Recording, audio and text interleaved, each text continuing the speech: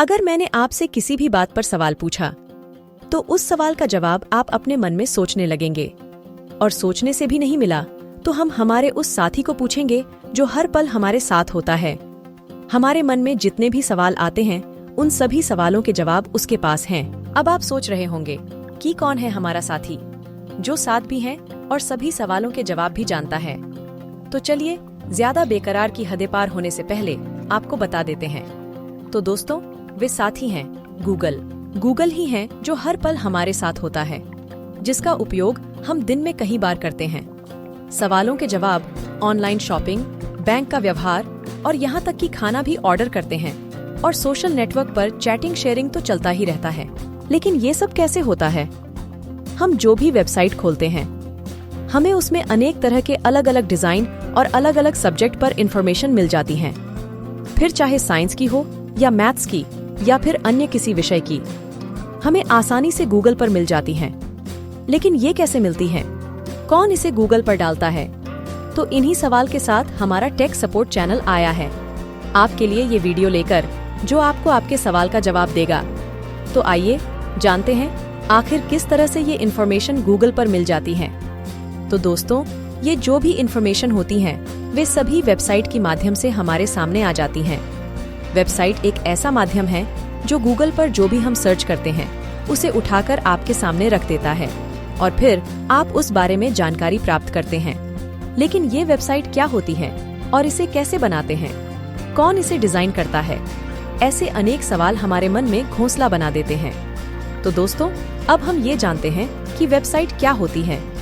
Website ये एक सामग्री से भरे वेब पेजेस का संग्रह होता है, जिसे एक डोमेन नाम से जाना जाता है, जिसमें जो भी पेजेस हैं वे सभी गूगल पर इंडेक्स होती हैं। और ये सभी इंफॉर्मेशन एक वेबसाइट के माध्यम से आपके सामने लाई जाती हैं। आप जिस तरह के वर्ड गूगल सर्च इंजन पर डालोगे, ठीक उसी समय उस कीवर्ड से रिलेटेड जितनी भी इंफॉर्मेशन गूगल पर इंडेक्स होगी, वे सब आपके सामने शो होने लगेगी। तो ये इंफॉर्मेशन कहाँ से आती है? क्या गूगल खुद ये इंफॉर्मेशन वेबसाइट पर डालता है? तो नहीं दोस्तों, ये सभी जानकारी वे लोग डालते हैं जिन्हें अलग अलग सब्जेक्ट पर डीप नॉलेज होती है, या ऐसा कह सकते हैं वे लोग उस सब्जेक्ट में निपुण होते हैं। वैसे आप भी अगर किसी विषय में रुचि रखते हैं, तो आप भी खुद की वेबसाइट बनाकर उस विषय का नॉलेज वेबसाइट के माध्यम से लोगों के साथ शेयर कर सकते हैं। वेबसाइट बनाने के अनेक प्लेटफॉर्म होते हैं, जैसे कि Blogger, WordPress, Joomla, Drupal, Wix. ऐसे अनेक प्लेटफॉर्म वेबसाइट बनाने के लिए मौजूद हैं। इनमें वर्डप्रेस जो हैं, ये अत्यंत लोकप्रिय प्लेटफॉर्म है, जिसके around 810 million user WordPress platform का यूज करते हैं।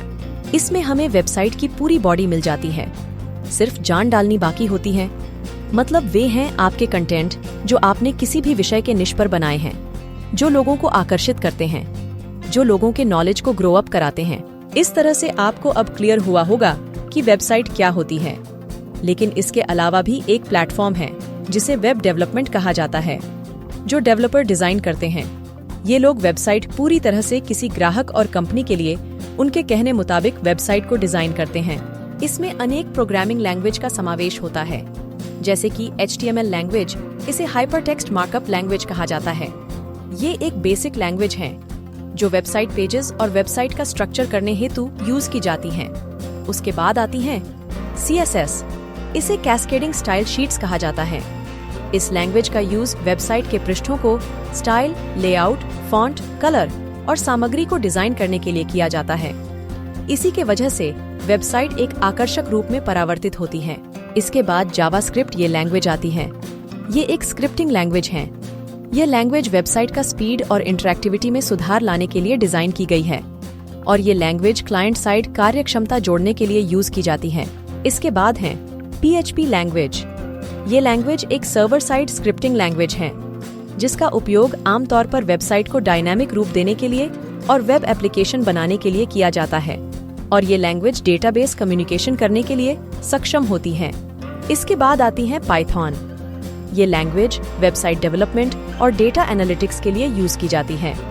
तो ये थी कुछ लैंग्वेजेस जो वेब डेवलपमेंट में यूज होती हैं, और ये सभी वेबसाइट और एप्लीकेशन बनाने के लिए महत्वपूर्ण लैंग्वेजेस हैं। और अब जानते हैं वेबसाइट डिजाइन कौन करता है। दोस्तों, अगर आपको किसी काम के लिए अथवा आपके कंपनी के लिए वेबसाइट डिजाइन करनी हो तो आपको किसी वेब डेवलपर के पास जाना होगा जो प्रोग्रामिंग लैंग्वेज में माहिर होते हैं, जो क्लाइंट सर्वर मॉडल का उपयोग करके वर्ल्ड वाइड वेब एप्लीकेशन बनाते हैं और ये HTML, CSS, जावास्क्रिप्ट और सर्वर में किसी भी सामान्य उद्देश्य से प्रोग्रामिंग लैंग्वेज का उपयोग करते हैं। इतना ही नहीं, डेवलपर अनेक निश पर अलग अलग प्रोग्रामिंग लैंग्वेज यूज करके एप्लीकेशन, वेबसाइट बनाते हैं। इसमें वीडियो गेम डेवलपर और बहुत से ऐसे एप्लीकेशन जो हम प्ले स्टोर पर देखते हैं, ये सभी व्यक्ति अथवा कंपनी के कहने पर कस्टमाइज करते हैं और उनका बिजनेस लाइव लाने में मदद करते हैं। इस तरह एक डेवलपर काम करता है। अब दोस्तों, हम आ जाते हैं इसके कंक्लूजन पर। हमने इस वीडियो के माध्यम से सीखा कि वेबसाइट क्या होती है, किस तरह काम करती हैं और कौन इसे डिजाइन करता है, इसमें कितनी लैंग्वेज शामिल होती हैं। ये सब हमने इस वीडियो से जाना। अब हमें इजाजत दीजिए, हम मिलेंगे ऐसे ही मजेदार नॉलेज भरे वीडियो के साथ। अगर आपको कोई प्रश्न हो तो हमें कमेंट बॉक्स में पूछ सकते हैं और अगला वीडियो किस बात पर चाहिए ये भी बताइए, हम जरूर बनाने की कोशिश करेंगे।